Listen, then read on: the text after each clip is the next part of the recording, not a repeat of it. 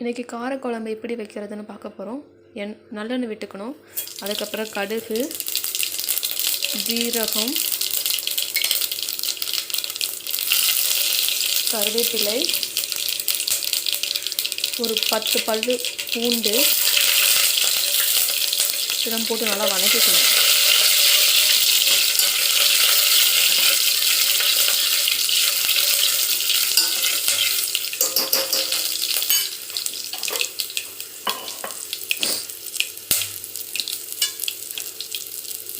ஒரு வெங்காயம் அதை கட் பண்ணி வச்சுருக்கோம், அதை போட்டுக்கணும்.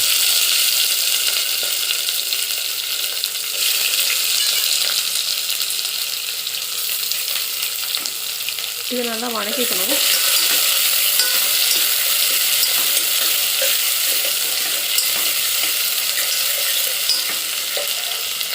வெங்காயம் நல்லா வதங்கிடுச்சு. அதுக்கப்புறம் நம்ம தக்காளி சேர்த்துக்கலாம். 2 தக்காளி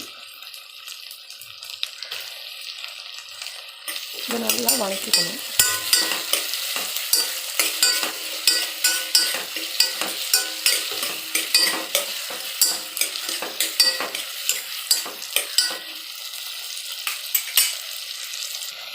தக்காளி வதங்கிடுச்சு.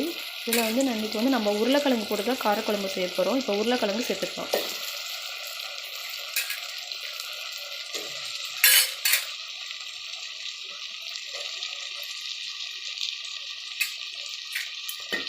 இதையும் கொஞ்சம் நல்லா வதக்கிக்கணும்.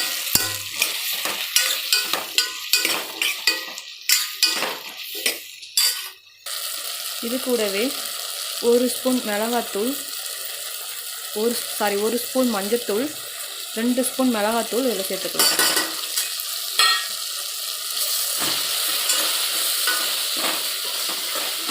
போட்டு நல்லா பச்சை வாசம் போகிற வரை நல்லா வதக்கிக்கணும். இது கூட 1 டம்ளர் தண்ணி. 1 டம்ளர் தண்ணி விட்டதுக்கப்புறம் இதை மூடி போட்டு நல்லா மூடி வச்சிடலாம். இது ஒரு 2 கொதி வந்துட்டோம். ஒரு கொதி வந்ததுக்கப்புறம் அப்போ நம்ம புளி கரைசல் விட்டுக்கலாம். நல்லா கொதி வருது.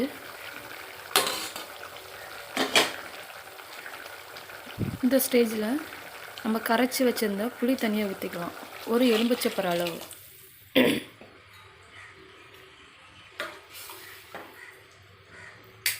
இது நல்லா சுண்டி கொதிச்சு வரட்டும். இந்த குழம்பு கொதிச்சுக்கிட்டு இருக்குது. அதுக்குள்ளே நம்ம வாழைக்காய் வறுவல் எப்படி செய்யறதுன்னு பார்த்துடலாம். இதில் 1 ஸ்பூன் கடுகு போட்டுக்கணும். கடுகு நல்லா பொரிஞ்சு வரணும்.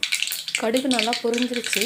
இதில் 1 ஸ்பூன் மிளகாத்தூள், தேவைக்கேற்ப உப்பு, 1/2 ஸ்பூன் மஞ்சத்தூள், 1 ஸ்பூன் கரம் மசாலா இதை இந்த எண்ணெயிலே போட்டுக்கணும்.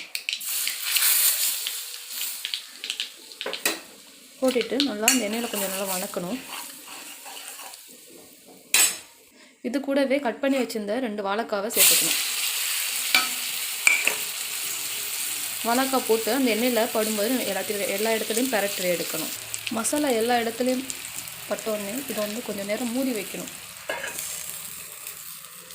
இங்கே வாழைக்காய் வெந்துட்டுருக்கு. அதுக்குள்ளே குழம்பு நல்லா கொதி வந்துடுச்சு. இதில் நம்ம அரைச்சி வச்ச தேங்காய், ஜீரகம் 2ம் அரைச்சி வச்சுருக்கோம். அதை அதில் நம்ம கலந்துக்கலாம்.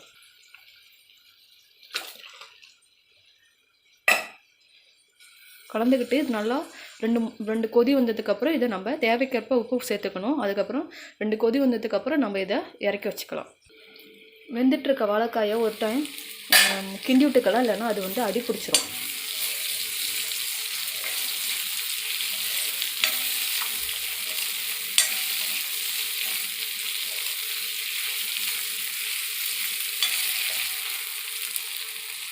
கிண்டிட்டு மறுபடியும் மூடி வச்சுக்கலாம்.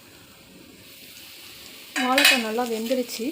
இதுக்கப்புறம் நம்ம ஆஃப் பண்ணிக்கலாம். காரக்குழம்பு நம்ம இந்த சைடு கொதிச்சுட்டு இருந்துச்சு. நல்லா கொதி வந்துடுச்சு. நம்ம இதையும் ஆஃப் பண்ணிக்கலாம்.